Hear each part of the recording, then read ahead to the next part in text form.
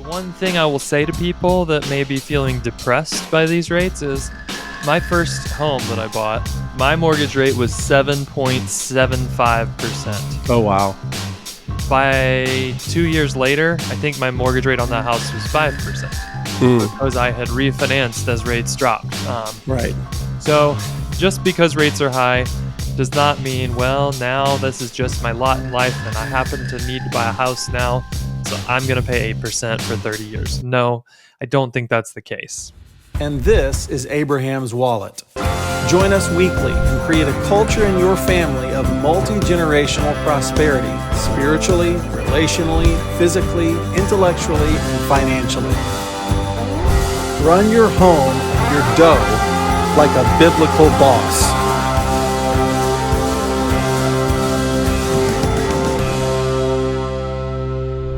Steve, welcome back. You've been on the road. It's good to see you. Thank you so much. I've survived many hours on the road. I made it. Well, I'm glad you're here, and I'm glad that you brought with you back from your vacation a little cough so that we can both entertain the people with our attempts not to cough today. Well, I wanted to commiserate with you. I don't want you to be lonely. So Yeah. I got a little bit of a cough. Let me make a comment here. Clark Kent's editor at the Daily Planet, Perry White, the side of his head was completely white and the top of his head was completely dark. And I thought that was so far-fetched and weird. Why'd they color him like that? And then I look at myself on YouTube and realize that's exactly how I look. I don't know what to tell you. I mean, okay. There's no comment necessary. You can move on. There's stuff upcoming on the podcast that I'm really excited about. I know that our circle group hasn't been super active lately, but I just posted something up there yesterday, and this will come out with time for you to still jump over there. Our circle group is kind of one of the forums we use to talk to people who support this podcast. You can get in on that if you go over to abrahamswallet.com/donate. You can support this podcast and you get to talk to us. But one of the things that I'm asking is that people would hit us up with their tax questions because we have discussed tax a few times in the last few episodes, but we have probably one of the smartest guys I know on tax that's going to do at least a few episodes with me in the upcoming weeks. And I would love to know what you guys want to know. If you're like, I'm not supporting these guys, but I will give them my thoughts, you can email us, mark@abrahamswallet.com, with your ideas. But I'd love to know what you guys want to learn because we'll get as technical as you want on those. But today, we're not here to get technical. We're here to I mostly want to know when I donate an old used CD to Goodwill, what's the maximum that I can write off for my Goodwill donation? Oh, good. It depends. I think it depends on the disc. So if it was available via the BMG Music Club, it's going to be less valuable. I had to explain to my children what that was, where we got catalogs in the mail. Like 10 CDs for $1. Anyway, sure. All my CDs as a kid came from mail order catalogs. Sure. Today, we're not going to get technical, though. We're not going to go deep on one specific topic. What I wanted to do, because we haven't bantered much lately, I wanted to kind of banter our way through a retrospective of several topics that we've covered in the last 5 or 6 weeks and things that are evolving. So we talked about financial prophecies of doom and what all these people are saying is the bad stuff that's going to happen. And of course, some bad things have happened in the past couple weeks in the market. And so I want to say, were they all right? Were the doomsday prophets right? Or how do we make sense of what's happening in the market right now? Yes. I would love to just get a quick update on Dad as a protector, find out if anything stirred in your heart to make changes. I know I made a couple changes since then. And you just got back from a trip to DC. There's a war happening in Israel. We released a special episode of just prayer for Israel, but we haven't really talked much about that. So I'd love to touch on that here. What's happening domestically and abroad, and how should we think about that? So that's great. And lastly, I want to know. This feels like a timely, practical fireside episode coming up. People are going to love it. The question I'm going to ask you at the end is, did Ian convince you to buy a minivan. So just be thinking about that. Okay, I'll muse. I think that I'd like to hear your comments on the present market and what's happening. It's an interesting moment in the market. If you've listened to what I've been saying, it's been there's a lot going on, but there's one thing that's driving stock market, bond market, even crypto, and that has been interest rates. And did you know, Yeah, Stephen, you used to be in the mortgage biz? yeah, Uh, we just hit a 20 plus year high on the 30-year mortgage rate. that's We're crazy. over 8% now. I'm astounded by that rate. Yeah, my first home that I bought, my mortgage rate was 7.75%. Oh, wow. The one thing I will say to people that may be feeling depressed by these rates is by 2 years later, I think my mortgage rate on that house was 5% Mm, because I had refinanced as rates dropped. right. So just because rates are high does not mean, well, now this is just my lot in life and I happen to need to buy a house now. So I'm going to pay 8% for 30 years. No, I don't think that's the case. Um, Okay. but what's causing these high rates? And it's not just mortgage rates that are at a high. Yesterday, for the first time in a very, very long time, the Treasury 10-year rate, which I think we've talked about on the podcast, but as way of review, Sure. that's the rate that a lot of times investors look at that as this is what I should get paid for taking no risk. You can give the government money and they'll give you this amount back. Yeah, believe it or not, this might come as a shock to you, Steve, but the government is actually required to borrow money to pay their bills because they spend money that they don't bring in. Okay, this might be a shocker, but yeah, And this largest organization in the world, they're a borrower. it's crazy. They need to borrow from us and Right. from other countries and all over the place. And the treasury rates rise and fall every day because they aren't just like, well, we're going to run out of money later this month, so we better write a bond. They're writing bonds constantly. So Yeah. that rate at all hours of the day is going up and down. And yesterday, the 10-year treasury hit 5% for a few minutes. It was just briefly up there. And that was kind of a benchmark that people were going, wow, that would be really high if it hit 5%. That's a Uh, flag. it has backed off of that today. So I think, I don't believe at all in these people who chart things out and say, oh, this is a pressure point and you can see the shape of this curve and it's going to hit this rate and bounce off. But I do think there is some sort of psychological potential ceiling there where people will go, that's probably about as high as it's going to get. We'll see if that's true or not. Inflation has been, last year it was at a high water mark around 9%. Right now it's in the threes, meaning it's still going up. Prices are still going up every month, but Yeah. they're going up a lot less quickly than they were last year. So the long-term target is 2% for inflation, but the Fed has been somewhat successful in raising rates.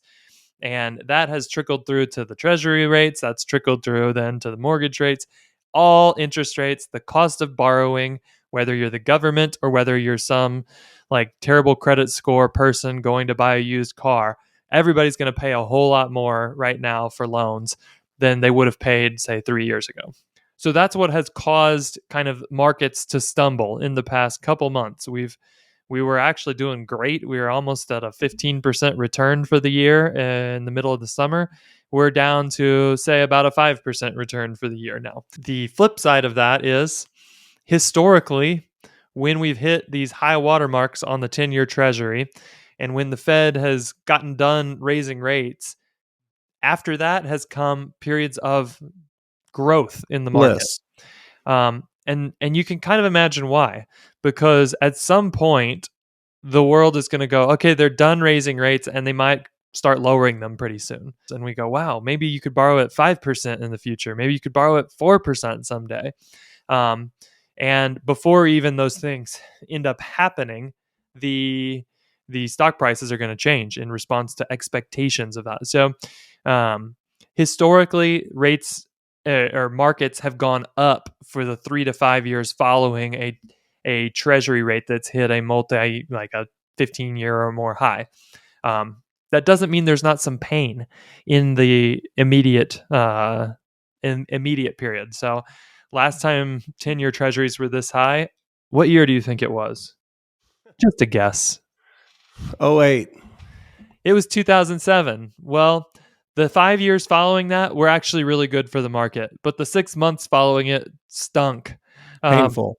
so there's there's definitely potential for bumpy seas in the future, and I would just say you don't put money in the stock market if you're going to need it in 2 years or 3 years. Generally, you put Yeah. money in the stock market where you're going to grow it for the long term. When you have these painful 6-9 months, you don't panic and rip your money out of the market, because you'll leave some lambs behind when you do that, and you're going to miss this updraft of the market that historically happens, as you say. Yeah, you had personal experience with that in I 08. did. Yeah, don't go to cash unless you're working with somebody that's really there's a clear plan for why. Don't just out of fear go to cash, Right. friends. That's life advice. It's not financial advice. We talked about this in the financial doom episode. Uh, I would say most of the fears I've heard regarding China taking down the dollar are really overblown, um, because there's not another country other than United States with large liquid financial markets, a reputation for the rule of law, and a willingness to run current account deficits, which make the dollar basically the only global currency that is even a possible reserve currency for the world. The Treasury issued more debt during the third quarter of 2023 than any other quarter in US history Gosh. except during the COVID stimulus check days. I don't know if Gosh. you knew this, but they had to borrow money to send money to every American. So Um, stupid. Why are these people so stupid? the world still really likes holding US debt. I don't know if you noticed, but there's wars happening and there's countries being invaded by other countries. And there's just not a whole lot of gigantic currencies that the world goes, that's a pretty safe place to hold debt from. So I don't think that we're going to see the demand for US treasuries just go away. I guess the number one question I'm hearing is my long term financial plan calls for me to get a 6.5% return on my money.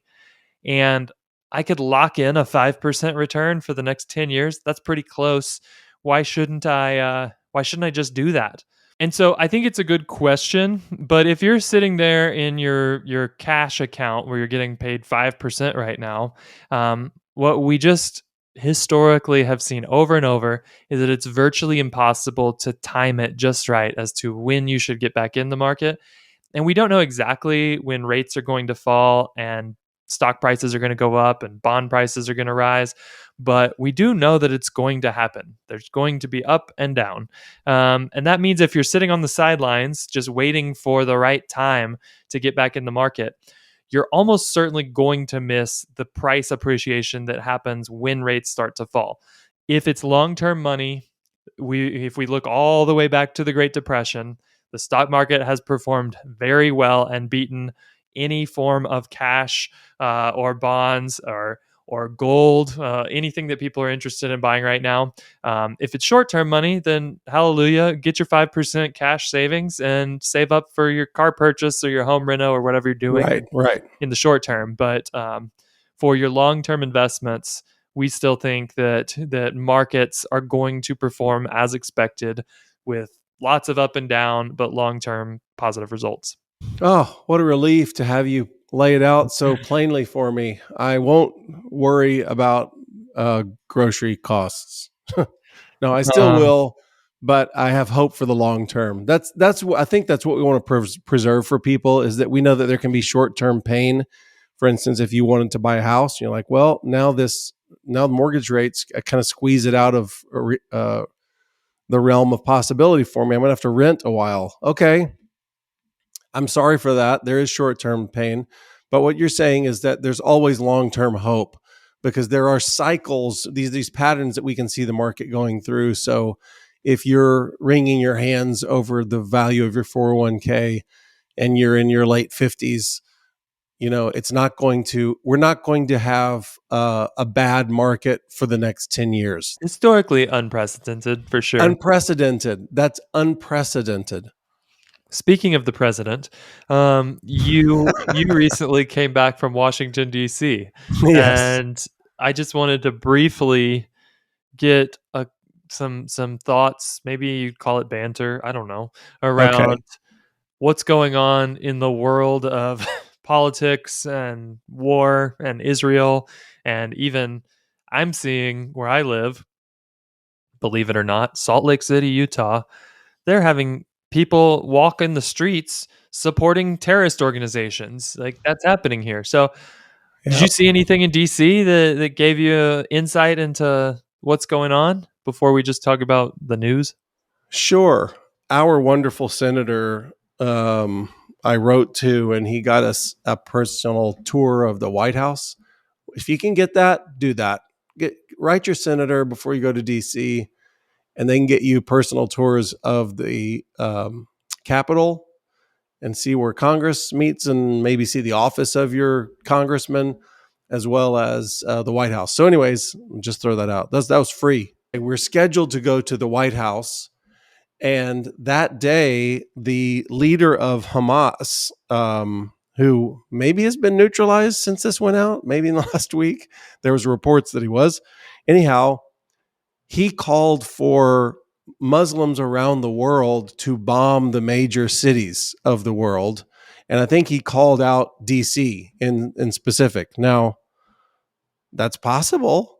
It's happened before. I remember when it happened. However, there was a bunch of stir with the influencers, et cetera, saying, well, there's everybody stay away, be safe, blah, blah, blah, and get away from city centers, like go out into the woods. We sort of put our heads together and thought, we don't feel any concern at all about we were physically in the White House on the day that threat came through, and we learned that the president was upstairs while we were in the White House, and he was meeting with American families of people that had lost loved ones in Israel. To me, I thought of our Prophecies of Doom episode and just going like, it's not going to keep us from living our lives. And yea, verily, touring the White House. The other thought that was very interesting was that 2 days ago, we were in the Supreme Court, which was so cool. I have an ambition to return sometime when they're in session and hear arguments. They were not in session, which the Wait, good thing was we got to go into their chamber and hang out there. And can anybody just go in when they're in session? the answer to that is, if you wait in line, yes, the public can go in. Now, going into the Supreme Court, there were about 3 security checks going in. So it's thorough. But the docent told us that there are she's like, if you want to come on a random rainy day in February when they're talking about some tax thing, you can get right in. And she said, and then there are some things that have popular interest. And she said people will sleep in sleeping bags for days to make sure that they get in. So it depends. When we came out of the Supreme Court is directly across the street from the Capitol building in DC. All of these streets are blocked off when we came out. And I just asked a policeman what's going on. And they said, oh, that's these Palestinian protesters are coming through town. And we saw those people. We not only saw them in mass, but we saw them in ones and twos, dribs and drabs as they made their way to the mass. And let's just say when they're in ones and twos walking along the sidewalk, they're not quite as vociferous. They're not quite as bold. They're kind of holding their blood gurgling signs, kind of meekly at their sign. Oh, I'll pull this out later.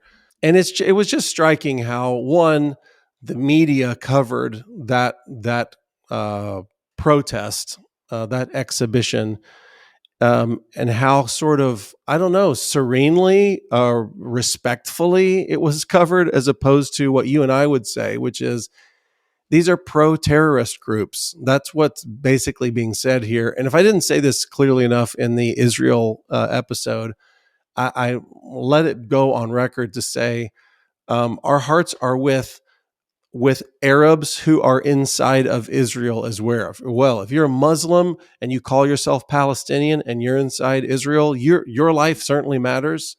Our hearts go out to you. But what we understand from the global politics thing is that people who are kind of called Palestinians, they're held hostage by the Islamic powers.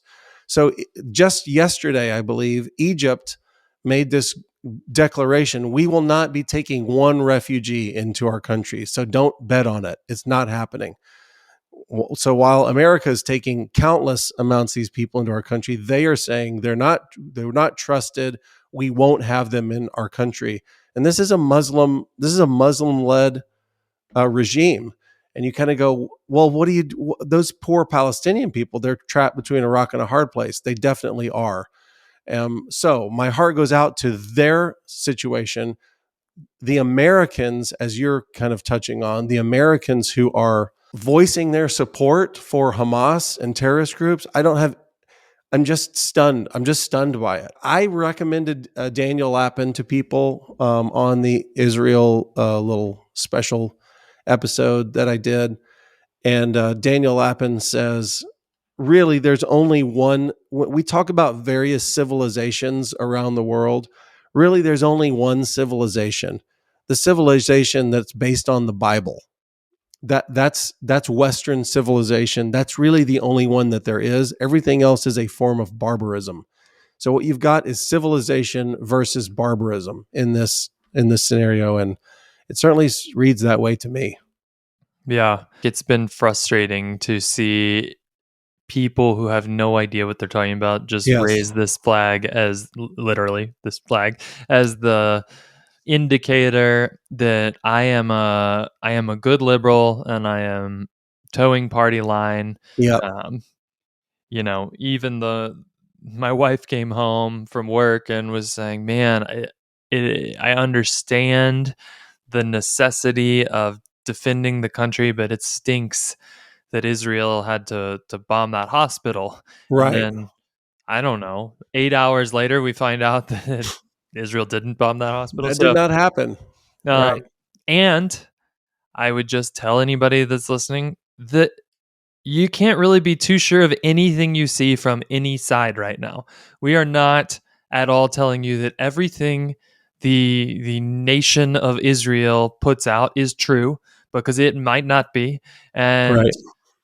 I mean, there's the AI technology. I know, Steve, you've talked about a whole series on AI, Yep. because it has made it where we don't even know if we see a video of an actual thing happening. We don't know if that's real. It may have Right. not ever happened. So I would just say, man, it's hard to navigate this. But I know one thing we can do that's pretty effective, and that would be to pray for the peace of Jerusalem. And Yes. we can read the Psalms and pray those. They're very, very helpful at this time if you don't know what to pray.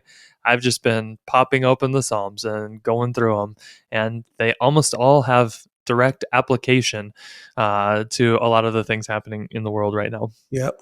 So, okay, Israel. Would an extended war in Israel have anything to do with financial markets? We are not hoping for extended war. We are not hoping for global war. And when extended and sometimes global wars happen, they have been more likely to be positive for markets, especially if they're regional and, let's say, American companies make money off of them but don't actually have existential threats to themselves. Right. So there is the possibility that war is a good thing for the stock market. There's also the possibility that, hey, the Arab world shuts off oil to the United States, and maybe not so wisely, we gave away all of our strategic oil reserves, so that could have a big Whoops. impact on the economy and send things the other way. So simply the fact that war exists could expand, is coming, etc., does not necessarily mean anything for the market. It's just a big, yeah, there's a lot of factors, and it adds volatility.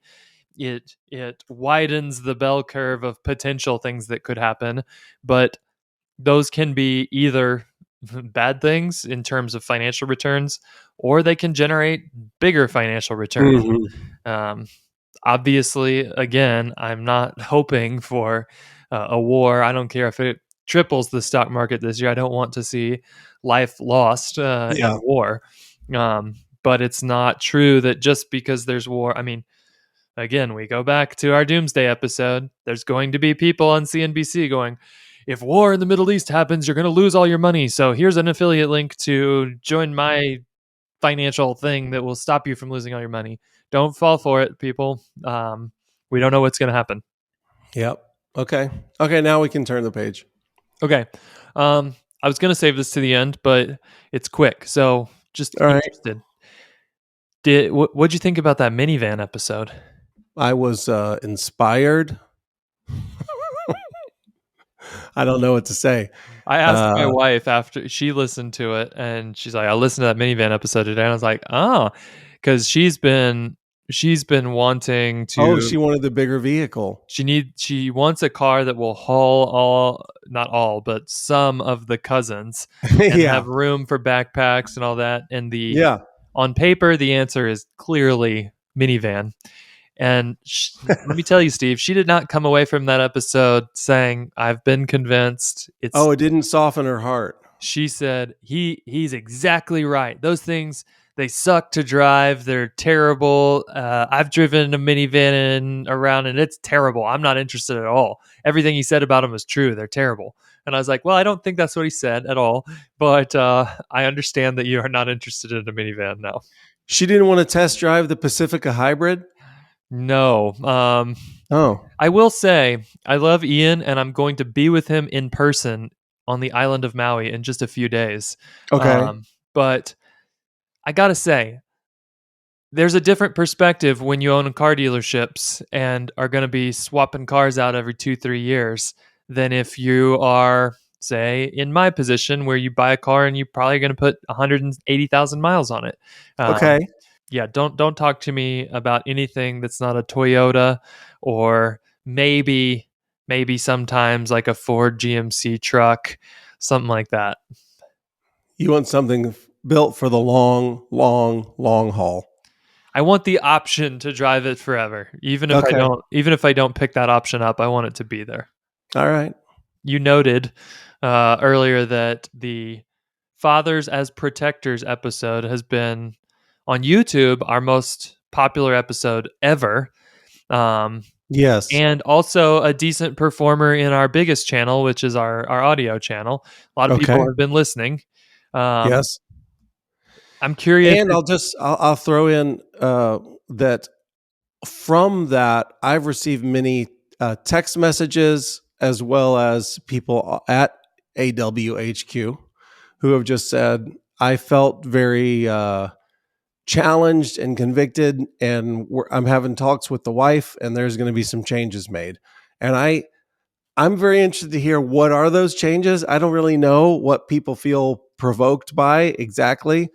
I mean, we're not yet where we're hearing the details. What's the deal? So I'm sort of bemused by that. I want to hear what people are actually doing about it, but I'm glad people felt that we hit a nerve. Yeah, I made a change following that episode. Do tell. Well, Steve, you threw out the idea that sometimes the father might need to carry a weapon. And you even suggested that maybe the rod and the staff would be an appropriate weapon. I think Sure. that I did want to just revisit that, because I believe the rod and the staff is a comforting kind of like, bring me back into the fold if I wander away. So were you thinking if I heard a bump in the night, I would go downstairs and gently bring someone back into like communion with Christ, or that I would knock them on the head with it? I have heard a few sermons on the rod and the staff, and It's a very popular metaphor to explore in a sermon. I have always heard that at least one of them was specifically for attacking preying animals. So to fight off a wolf or coyote.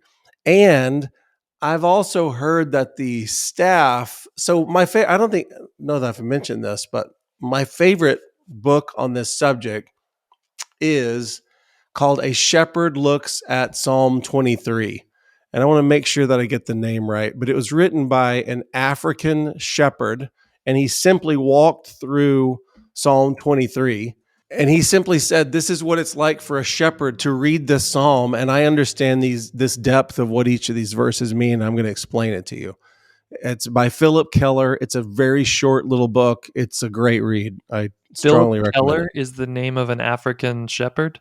I'll have you know that Philip Keller grew up in Africa as the son of missionary parents. So there Awesome. you have it. He is African and he does speak English. So anyhow, in there it says that this staff, it could be put on the side of a sheep to gently go, we need to get back on this trail. But there might be some smacking that happens from even the staff. Mm. So I think we always think of somehow that crook going over the neck and gently come this way, little one. But I think there is some whacking that A happens whap as on the well. So, behind. yeah. Yeah. Well, fair. So I did not take to the rod and the staff as my defense mechanism. What I did do, and this maybe even dovetails nicely with our car episode, but Okay. is I have outfitted my Toyota Tundra with a center console safe because I wanted to be able to have access to a weapon without, again, I talked a lot about training, and I don't know if we talked a whole lot about safety, but certain types of weapons that tend to send projectiles at high rates of speed, Yeah. they need to be very, very thoughtfully protected if you're going to have children around. And so yeah, I retrofitted the Tundra with an in-console safe, and I really kind of feel now the car looks exactly the same, but whenever I get in, I kind of feel a little like Mad Max, Bulletproof. driving around. So if it's in a safe, tell me about getting access quickly. Yeah, so I have a quick little lock on there that I can dial in, turn, open, and go. Now, is this like going to be effective if I find myself squaring off against Billy the Kid and we're in a quick draw competition? No, I don't think so. But there's But if a kind of sketchy someone is approaching the vehicle from a block away, you're fine. right, and again, I think there's trade-offs. There you can put a holster right next to your knee and have quick access, but statistically, you're putting your family at a greater risk there because you are leaving a weapon out in the open that somebody could get a hold of. It could be the target for a thief to want to break into your car. So everything is a trade-off, and this is where we did not prescribe certain weapon types in that episode because some people are going to go, I don't have the training. I don't want that in my home. So I'm going to go with the baseball bat option. Mm. Fair. We're not telling you that you have to do X, Y, or Z. And Mm. there's trade-offs for everything. I Yeah. just in my estimation, this kind of all came to mind because I borrowed a friend's car, and I was like, I wonder if my buddy has any like chewing gum here in the console. And I opened it up, and I was like, holy smokes, there was a full-on arsenal in there. Uh-huh.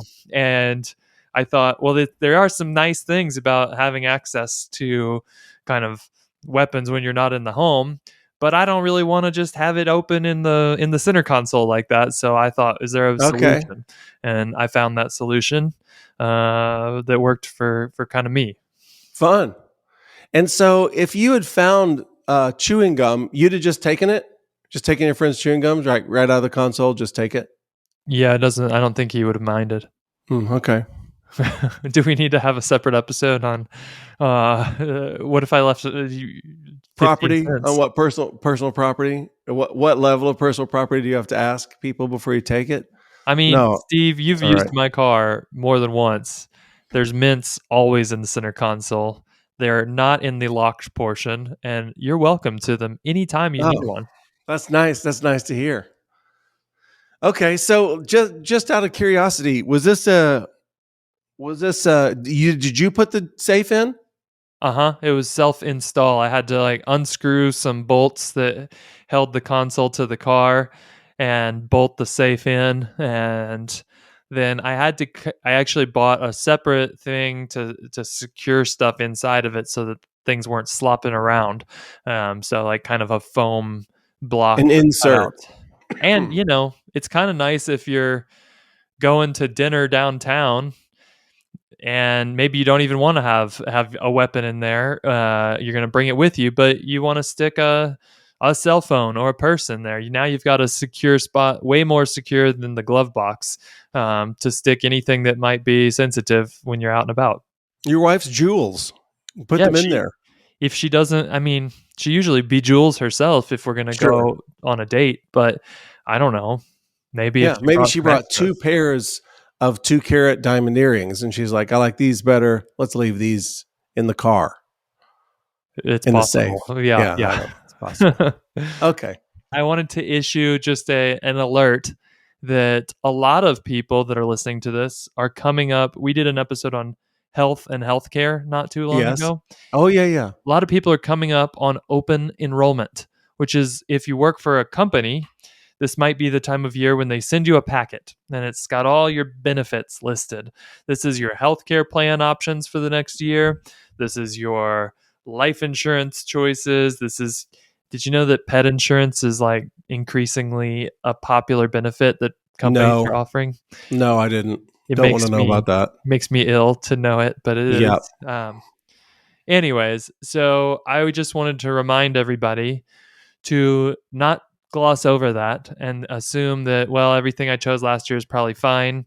Um, Especially because health insurance tends to be a big ticket item for a lot of families.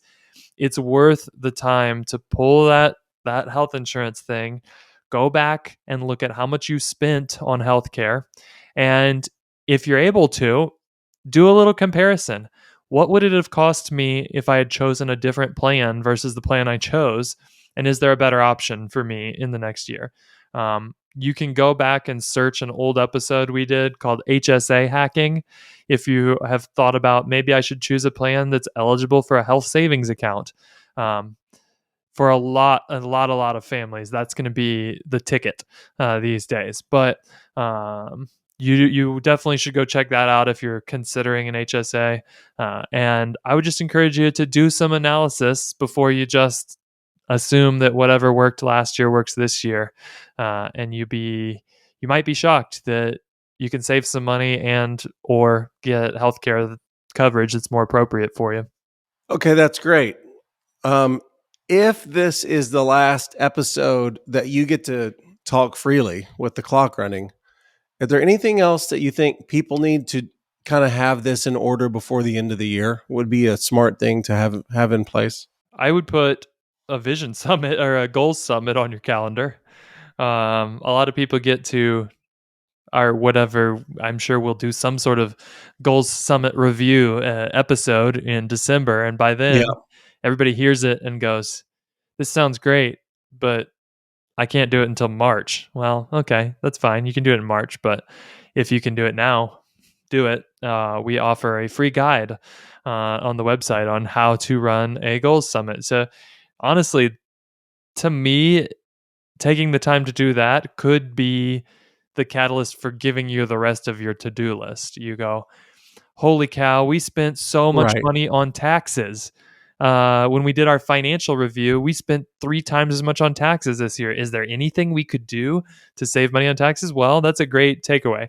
There's not a one answer though. Here's what you Yeah. need to do to save money on taxes. It's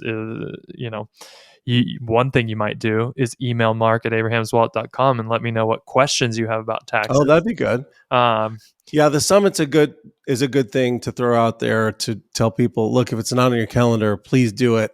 And I also have to think before the end of the year, this sounds so self-serving, but I have friends who have just said, please, would you please give some shout outs before the end of the year, maybe October, November, and just say loudly and clearly, Abraham's Wallet will accept your end of year donations.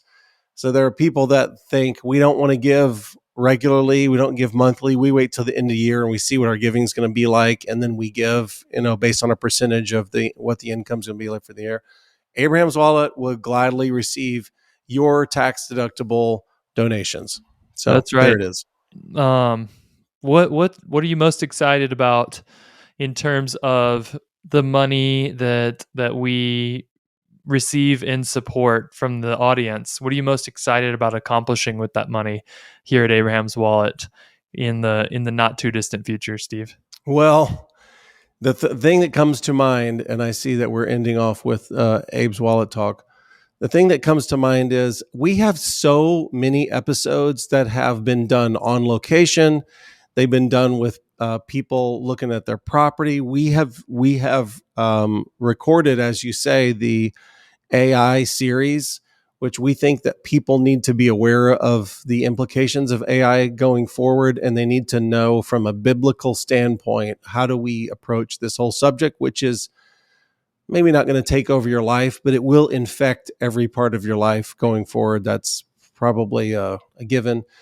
Um, and we simply don't have the wherewithal to get all of this stuff edited and put together in a professional package to distribute. So we get these episodes, these weekly things done. We're feeling pretty good about that. I would also say there's all these things in my mind. Oh my goodness, I was thinking about the Washington D.C. trip. So I'm very pleased at how the Washington D.C. trip came off. We did it with another family. We looped in. We kind of built a very simple curriculum of we're going to read Bible passages to all the kids every morning. It's going to connect with what we're doing that day and what we're going to tour and see. We talked about justice before we went to the Supreme Court, right? Et cetera, et cetera. And then we know that our kids don't really have access to learning patriotic songs. So we sang a hymn and we sang a patriotic song every morning, taught them these things. It was just a great little program. And I was very pleased with the way that our kind of tour schedule came off. So it wasn't like just head knowledge all day long. We did some very fun things as well. And I thought to myself, man, I wish there was a way to distribute this trip, like just to give people a teaser of this trip and then hand people, well, here's our schedule. So you can go do it yourself. You can change it around if you want, but here's what we did, and here were the costs involved. And there's a trip. There it is right there. If you want to go to DC and have this meaningful culture building, Christian-y trip with your kids, there you go. And I was thinking, well, that's another channel. There's a family travel channel in us somewhere where we could be gathering info, and it's just there's endless stuff that we can do. We as you know, that we've dreamed about a movie review channel that would be family friendly and just review a movie, tell you about the themes, the biblical themes in these movies. People always want that kind of stuff, and the sources that you can trust, they're iffy out there. And so the point is, there's endless kind of ideas and opportunities, things to do, and then we can't really staff up to get all that stuff done. So we're working on it, and those things require money. So that's my long answer. I just want to know, you teased us 6 months ago with a hoodie that I thought was awesome, and I was expecting to have it. It's getting a little nippy here in Salt Lake City. I Yes. was expecting to have that hoodie in my closet by now. Now, which Um, hoodie is that? it was kind of a desert tan with a Yes. maroon Abe. Yes. I don't know if it was his face or our logo or what. Yes, Um, I remember that hoodie. You tell me the price, Steve. If it's $50, I'll give you $50. If it's $100, I'll question you. But somewhere in that zone, we'll make it happen. I want that hoodie. It's on the to-do list. We have priced out and done research on a drop shipping store, and I am submitting, just if anybody cares, I'm submitting the process of what we're doing and how we're rolling out to an advisor. I have an advisor that walks me through all these things. And I would love to go after all of these things full bore. And we're trying to be patient. We're trying to roll it out in a mature way so that all these things can be successful. So that's all I can say. I mean, I could make a few hoodies and then sell you one, I suppose. Okay. Well, it wouldn't be the first time you've made a few one-offs for me. Yeah, that's true. I have got a phone case to prove it. But That's right. Cool. Well, thank you for the updates, and yeah, Sweet. It's been good to catch up. I feel like we've been so busy educating that we haven't bantered, and now I feel topped off on banter. Good. Hey, if you liked this content, be sure to like it and subscribe and share it with somebody. And remember, no matter how you're doing and leading your family, God's love for you is huge, and His grace is